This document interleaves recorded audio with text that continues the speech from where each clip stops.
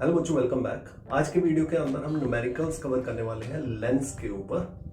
तो पहले हम लेंस फॉर्मूला देख लेते हैं, मैग्निफिकेशन फॉर्मूला देख लेते हैं, फोकल लेंथ देख लेते हैं, कहाँ पर हमारी पॉजिटिव है कहाँ पर नेगेटिव है, और स्टार्ट करते हैं अपना नया वीडियो। तो वीडियो स्टार्ट करने से पहले again I would like to ask you, please like, subscribe and share my video. Start करते हैं हम अपना नया वीडियो। तो यहाँ पर बच्चों मैंने सबसे पहले लेंस फॉर्मूला लिख दिया है। हमारा जो लेंस फॉर्मूला रहता है वो हमारा 1/v minus 1/u equal to 1/f रहता है। इसके अलावा जो मैग्निफिकेशन फॉर्मूला वो हमारा कैसे दिया जाता है, यहाँ पर magnification is equal to v/u, और यहाँ पर जो है height of image by height of object. ये दोनों जो चीजें हैं ये हमारा मैग्निफिकेशन ऑफ द इमेज बताते हैं। ठीक है। अपार्ट फ्रॉम दैट कुछ चीजें जो हमें ध्यान में रखनी है, u जो हमारा जो ऑब्जेक्ट डिस्टेंस है वो हमेशा हमारा नेगेटिव है, चाहे वो लेंस है या मिरर है। इस चीज का हमेशा ध्यान रखना है। ठीक है। उसके बाद हमारी जो फोकल लेंथ है, फोकल लेंथ हमारी पॉजिटिव कौन से केस में है, नेगेटिव कौन से केस में है। तो जो हमारी फोकल लेंथ होती है वो पॉजिटिवली जाती है in case of convex lens. ठीक है। अपार्ट फ्रॉम दैट फोकस जो होती है वो हमारी नेगेटिव होती है in case of concave lens. तो ये थोड़ी सी बातों को एक बार ध्यान में रखिएगा, और इसके बाद हम इसको न्यूमेरिकल्स करते हैं। पहले हम आ जाते हैं क्वेश्चन नंबर 10 के ऊपर, जो पीछे एनसीईआरटी में दे रखा है।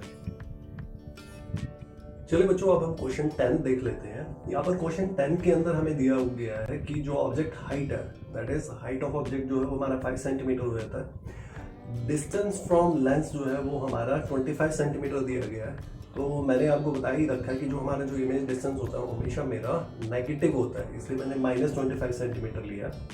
फोकल लेंथ हमें दे रखी है 10 सेंटीमीटर, और उसके आगे बता रखा है कि ये कन्वर्जिंग लेंस है।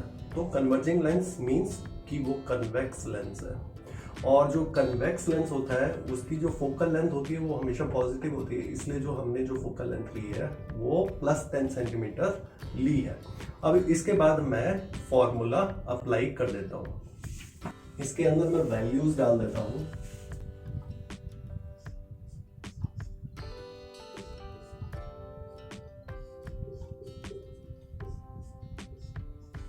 ये कुछ इस तरीके, ये माइनस माइनस मेरा कट जाता है, और इसको मैं कुछ इस तरीके से भी लिख सकता हूं।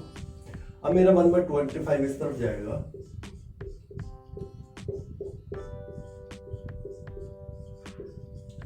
मैं इसको सिंप्लीफाई कर लेता हूं।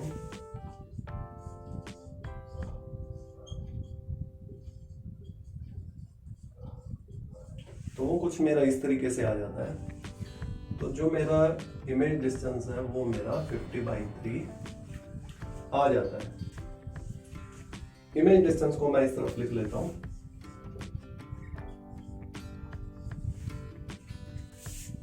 अब जो है, अब मैं मैग्निफिकेशन की वैल्यू हम फाइंड कर लेते हैं। तो मैं v की वैल्यू डाल देता हूं यहां पे, और जो मेरा u है वो उसकी भी वैल्यू डाल देता हूं। इसको मैं सिंप्लीफाई कर लेता हूं।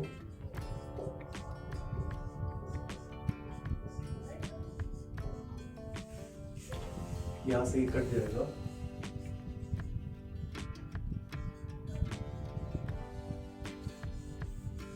तो ये जो मेरी मैग्निफिकेशन की वैल्यू मेरी -2/3 आ रही है, इसका मतलब ये है कि ये इन्वर्टेड है, रियल है, और थोड़ी सी डिमिनिश्ड है। अब मैं हाइट ऑफ इमेज भी फाइंड कर लेता हूं।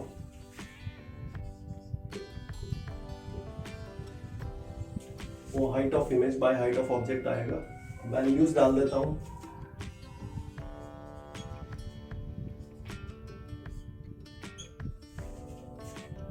अब मेरा जो हाइट ऑफ इमेज है वो ये आ जाता है। तो मेरी जो हाइट ऑफ इमेज है वो रियल है, इन्वर्टेड है, और जो ओरिजिनल 5 सेंटीमीटर है उससे वो छोटी है। ये अप्रोक्सीमेटली ये 3.3 सेंटीमीटर आती है। I hope this is clear to you. चलो बच्चों, अब हम क्वेश्चन 11 के ऊपर आते हैं। यहाँ पर हमें एक कनकेव लेंस दिया गया है। तो कनकेव लेंस है तो फोकल लेंथ हमेशा हमारी नेगेटिव आएगी। फोकल लेंथ इज -15, और हमें बोला गया कि जो इमेज डिस्टेंस है वो हमारी 10 सेंटीमीटर बन रही है। तो ये कनकेव लेंस है।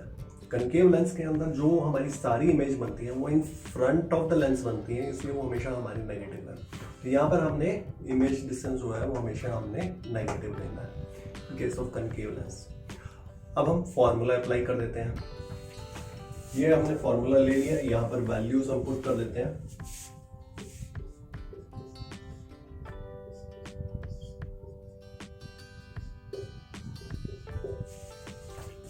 ठीक है, वैल्यूज हमने पुट कर दी है। बस मैं यू इस तरफ ले लेता हूं।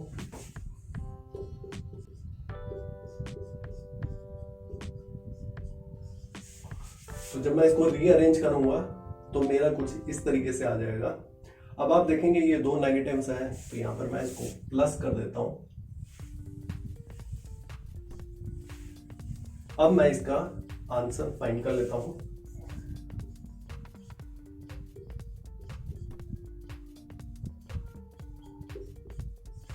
ये मेरा कुछ इस तरीके से आ जाएगा। वो कुछ इस तरीके से आएगा। अब आप देखेंगे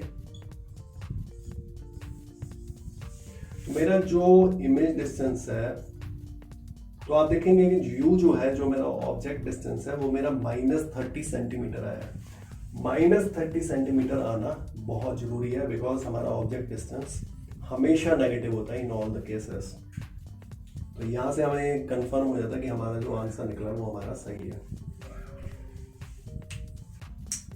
आई होप बच्चों आपको समझ में आ गया होगा कि इसको मैंने किस तरीके से सॉल्व किया है। फिर भी कोई डाउट है तो आप मेरे को कमेंट सेक्शन में कमेंट कर सकते हैं। I'll get back to you. Thanks for watching. Thank you once again.